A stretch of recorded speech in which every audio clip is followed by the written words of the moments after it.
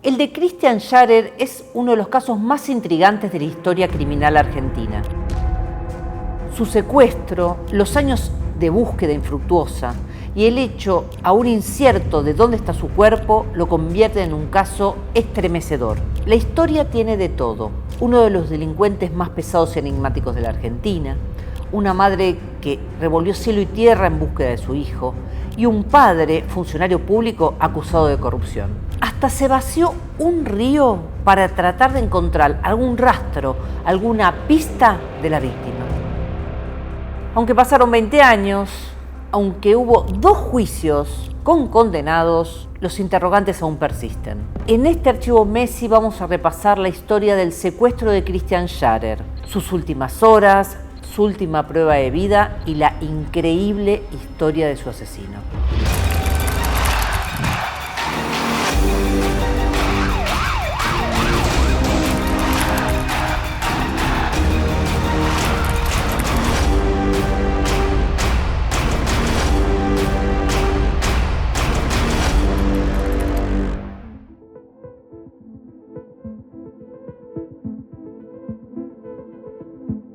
Christian Scharer tenía 21 años y estudiaba abogacía. Vivía en su ciudad natal, la ciudad de Corrientes, con su madre, Pompeya Gómez.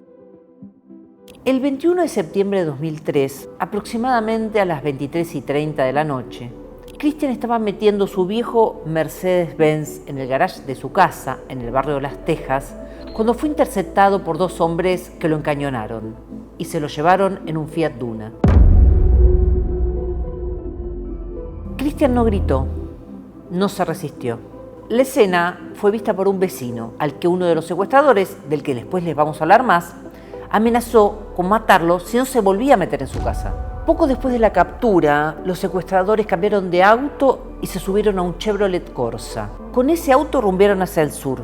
Se adentraron en la provincia de Corrientes hasta un galpón, ubicado sobre la ruta nacional 118. En ese lugar, en realidad una casilla precaria, Christian permaneció 2 días. El 24 de septiembre los secuestradores lo movieron. Se lo llevaron a Paso de los Libres. Allí estuvo retenido en 2 lugares, durante 15 días aproximadamente. Primero en una chacra y luego lo llevaron a una casilla en el paraje Ombucito. Ahora, ¿por qué lo eligieron a él? ¿Quién era este chico que estudiaba abogacía y soñaba con hacer carrera en el Poder Judicial de su provincia? Temas del día, está secuestrado un chico de 14 años. Me ponen el revólver a mí en la cabeza, me quieren bajar, suben de vuelta, se arma toda una cosa. Y que operaba en el oeste del conurbano, una banda especializada en secuestros express. Después de la crisis del 2001, se incrementaron muchísimo los índices de violencia y de delito en la Argentina. Uno de los delitos que más aumentó fueron los secuestros. La cuestión tiene su lógica. Con la desconfianza en los bancos y el corralito, los empresarios guardaban su dinero, su cash, en su casa. Y esto lo sabían los delincuentes. Es decir, bandas que antes se dedicaban a los robos o las salideras, se dedicaron ahora a los secuestros porque sus víctimas tenían acceso muy fácil al dinero. Las bandas que se habían dedicado durante años a asaltar blindados o a hacer salideras bancarias, encontraron en los secuestros un gran negocio. Juan Pedro el Vasco Scharer, el papá de Christian, había sido funcionario de la provincia de Corrientes. Se desempeñó como ministro de Salud hasta el año 1999. Ese año se exilió en Paraguay, acorralado por las denuncias de corrupción. Esta circunstancia hizo que Christian viviera en lo de su mamá, en lo de Pompeya Gómez. El 21 de junio de 2003, 3 meses antes del secuestro de Christian, su papá, el Vasco Scharer, sufrió un curioso robo. En realidad fue un intento de robo. 2 personas entraron a su casa y él los espantó a los tiros. Esas 2 personas eran Rodolfo el Ruso Lorman y José el Potrillo Maidana. Aunque nunca se confirmó, siempre se dijo que habían intentado entrar a su casa para robarle $80.000 que el Vasco tenía en su hogar. Lorman y Maidana fueron los jefes de la banda que secuestró y mató a Christian Scharer.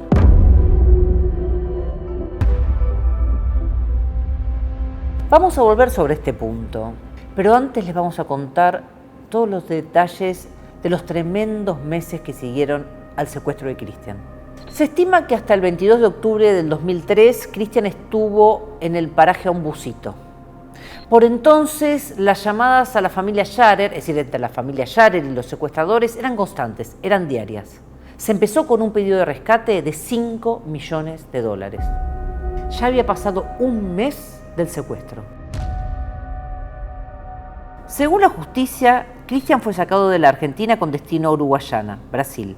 Primero fue en un bote, luego una de las personas que iba con la víctima lo cargó sobre sus hombros para cruzar una lengua de tierra y finalmente lo subieron a una lancha.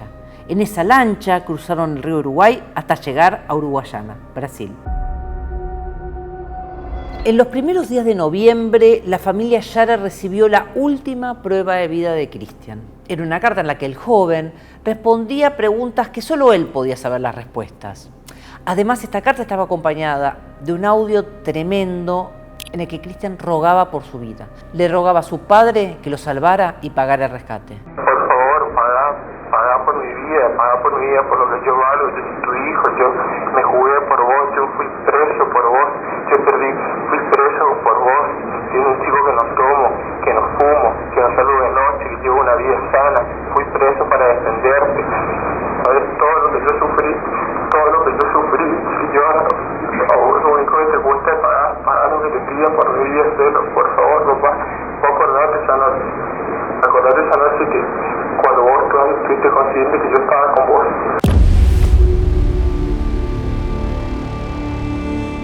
Uno de los puntos, uno de los componentes más dramáticos de este caso es que varias veces la banda estuvo a punto de ser interceptada cuando Cristian aún seguía con vida. De acuerdo a datos de la causa, la Policía Federal estuvo a minutos de encontrarlo días antes de que lo cruzaran a Brasil. Ese rescate se frustró porque los secuestradores contaban con la ayuda del policía de la Federal Miguel Ángel Ramírez, que por esta función terminó condenado. Ramírez trabajaba en la delegación que la Policía Federal tiene en Paso de los Libres e iba avisando de cada paso que daba el comité de búsqueda. Yo no entiendo y le pido por favor que me devuelvan, que no, es un chico. Cuando las personas me preguntan a mí qué puedo hacer, rezan por Cristian, no por mí, por Cristian, por Cristian. 2 meses que no sé nada de él, 2 meses que no escucho nada de él, 2 meses es demasiado. Finalmente, luego de muchas idas y vueltas, de comunicaciones constantes, de marchas y contramarchas, se pactó el pago del rescate. Así, el 6 de noviembre de 2003, la mamá de Cristian, Pompeya Gómez, viajó a Ciudad del Este, donde le entregó en mano a uno de los secuestradores $277.300 para que su hijo volviera sano y salvo. Pero pasó lo inesperado. Los secuestradores nunca más se comunicaron y Cristian nunca más apareció. La principal hipótesis del caso es que a Cristian lo mató el ruso Lorman en persona inmediatamente después de cobrar el rescate. Se dice que el dinero se repartió en un hotel de la ciudad de Curitiba. Luego de pagar por la vida de Cristian y sin que éste apareciera, la familia Scharer empezó a organizar marchas que tuvieron una amplia repercusión en los medios. Aunque tanto el padre como la madre de Cristian lo buscaron y lo buscaron y lo buscaron, a medida que pasaba el tiempo crecía la sensación de que la víctima había sido asesinada. La búsqueda tuvo varios puntos destacados. En 2005 se buscó el cuerpo en una isla perteneciente al ejército argentino ubicada frente a Paso de los Libres, pero no hubo resultados. En 2007 se exhumó un cuerpo en el cementerio de la localidad paraguaya de Villa Elisa, pero no hubo suerte, no era él. La pista más firme fue otra, y aquí van los datos y la historia del lugar donde se cree que enterraron a Cristian Scharer. En la frontera argentino-brasileña, donde nada es más sencillo que ir de Paso de los Libres, provincia de Corrientes, a Uruguayana, estado de Río Grande do Sul, a metros los márgenes de un islote, del lado brasileño del río Uruguay, sobre el lecho de un afluente del arroyo Imboá, en medio de un ambiente cuasi selvático, de aguas turbias y hasta de 3 metros de profundidad. Allí confluyeron las últimas esperanzas de encontrar a Cristian. Por eso se realizó un trabajo inédito. Vaciaron un río para que los antropólogos pudieran entrar y trabajar en su lecho en búsqueda de restos óseos. Luego de 2 intentos de encontrar algún resto usando perros, buzos tácticos, rastrillos y sonares, primero en septiembre del 2018 y luego en abril de 2019, el Ministerio de Seguridad de la Nación, por entonces al mando de Patricia Bullrich, autorizó la contratación de una empresa argentina para que vaciara de agua ese tramo del afluente. El trabajo costó $100.000. El plan de obra era sencillo: hacer un dique con la misma tierra de la zona y extraer más o menos 9 millones de litros de agua para así dejar el lecho listo para el trabajo de los antropólogos. El lugar quedaba alejado, en el medio de la nada. ¿Y cómo se llegó hasta ahí? La pista se la dio a la Policía Nacional brasileña, un testigo de identidad reservada que ya había trabajado con ellos en el caso. Ahora, ¿por qué la policía brasilera estaba en la investigación de Sharer? Porque una buena pista era que en Brasil lo movieron contrabandistas que usan canoas para llevar la mercadería de un lado al otro de la frontera. A cambio del lugar exacto donde estarían los restos de Cristian, el testigo pidió el pago de la recompensa que ofrecía el Estado argentino. El testigo contó, intérprete mediante, y ante el fiscal argentino Flavio Ferrini, un derrotero de los últimos momentos del cuerpo de Cristian Sharer, que, aunque tenía algunos baches, coincidía con otros elementos de la causa. Según este hombre, cuando la gendarmería y la policía empezaron a buscar a Cristian en la isla del Ejército, enfrente de Paso de los Libres, en el año 2005, la banda se puso nerviosa y decidió cambiar el cuerpo de Cristian de donde estaba enterrado a otro lugar. Según el testimonio de este testigo, un lugareño que habla siempre en tercera persona como si él no tuviera nada que ver, pero en esto hay dudas, desenterraron a Cristian, que estaba enterrado 1 metro bajo tierra, siempre del lado de Uruguayana, y lo cambiaron más o menos 1 kilómetro. Fue así que terminó en el afluente de Limboa. Además del vaciado del afluente, que no tiene una correntada importante, se hicieron rastrillajes en los alrededores. Se usaron perros y buzos de gendarmería que trabajaron con apoyo de buzos del Cuerpo de Bomberos Militar de Río Grande do Sul. A ciegas, por la poca claridad del agua, estos usaron un sistema de ir buscando al tacto, por sectores, anclando boyas y revisando en forma concéntrica en el fondo, al tacto. En las aguas no se encontraron huesos, pero en las orillas sí se halló un pedazo de una pala mecánica y de una bolsa de pillera, que habían sido descriptos por el testigo de identidad reservada. Además, la gendarmería hizo una reconstrucción a pie desde el lugar donde se supone que enterraron primero a Cristian hasta el afluente del río, como había dicho el testigo, y no encontraron incongruencias. Se podía ir caminando perfectamente de un lado al otro. El relato de este testigo también coincidió con lo que le había declarado a la justicia un integrante de la banda, Néstor Horacio Barzuk. Barzuk fue condenado el 14 de junio del 2007 a 25 años de prisión por el Tribunal Oral Federal de Corrientes. Y su testimonio es clave para entender qué le pasó a Cristian. Según Barzuk, 3 días después del cobro del rescate, Cristian fue sacado de la casa donde lo tenían cautivo y llevado a una bajada del río Uruguay cercana al puente y a una villa conocida como Proficar.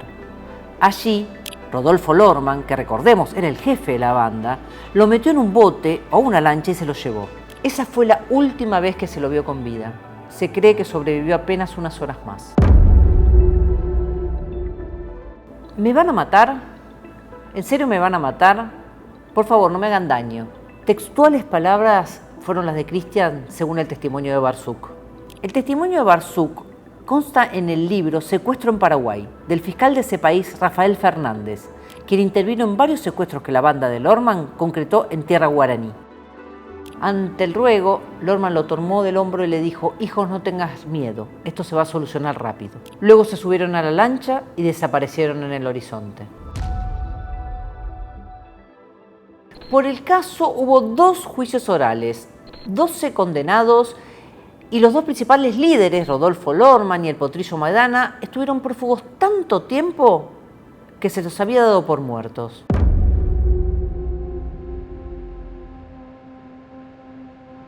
La figura de Rodolfo, el ruso Lorman, merece un párrafo aparte. El ruso Lorman es uno de los criminales más enigmáticos que alguna vez me tocó seguir. Ordenemos su cronología. Después del secuestro de Cristian, Lorman estuvo 14 años prófugo. Lo buscaba la policía argentina, Interpol y varias agencias de inteligencia. Sobre esos años en los que se estuvo escondiendo hay muchos mitos. Cuentan que en 2007 la policía lo rodeó en un campo de Chascomús y él logró escaparse a caballo. También se asegura que ese mismo año lo detuvieron por averiguación de antecedentes en Avellaneda y un comisario de la bonaerense le cobró $1 millón para dejarlo ir. Muchas veces lo dieron por muerto. La justicia sospechaba que tal vez lo había matado su adicción a la cocaína y había terminado enterrado en Paraguay o en Brasil con alguna de las 6 identidades con las que él solía manejarse.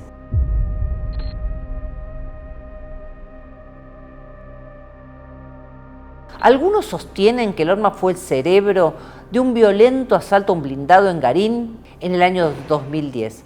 Era un blindado del Banco Provincia y 2 de sus custodios, 2 policías, fueron asesinados a sangre fría.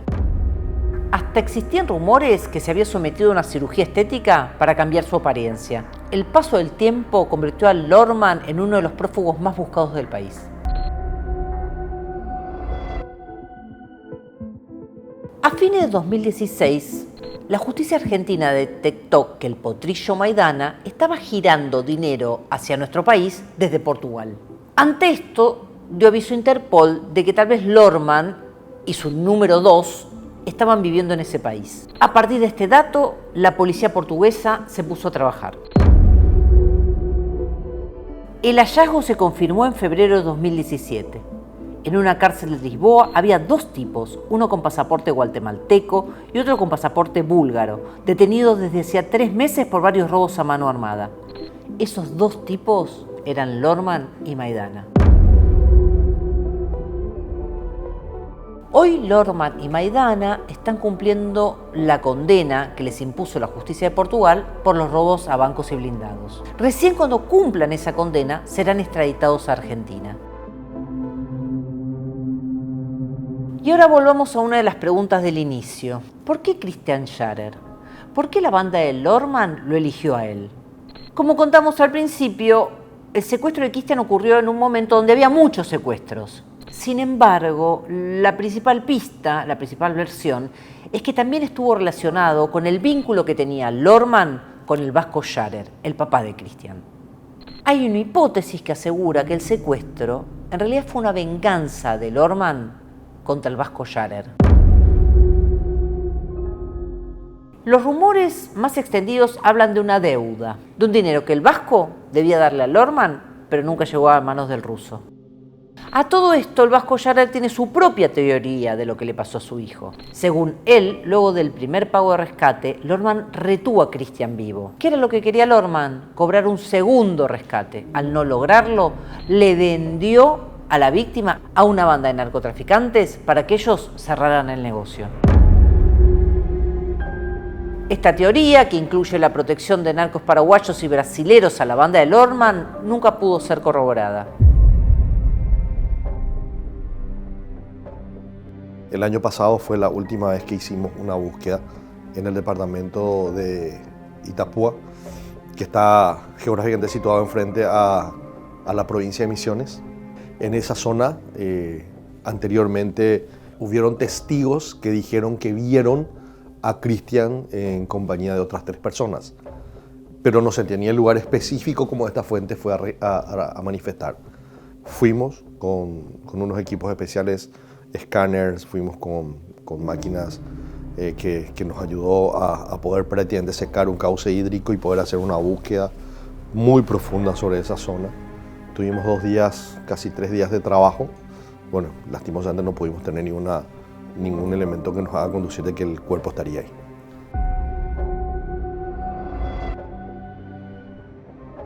Lo cierto es que las pistas más firmes lo ubican a Cristian sobre el margen del río Uruguay, en Uruguayana, subiendo una lancha, preguntándole a Lorman si lo iba a matar. Ya pasaron 21 años del secuestro de Christian Scharer. Gran parte de los responsables fueron juzgados y condenados. Y los dos principales jefes de la banda están presos en el exterior esperando ser extraditados. Sin embargo, se agotaron todas las pistas para encontrar su cuerpo. Para Pompeya, que batalló y batalló para poder encontrarlo, la herida nunca cierra. La verdad la saben Lorman y la saben Maidana. Y la duda es, ¿hablarán cuando sean extraditados a Argentina?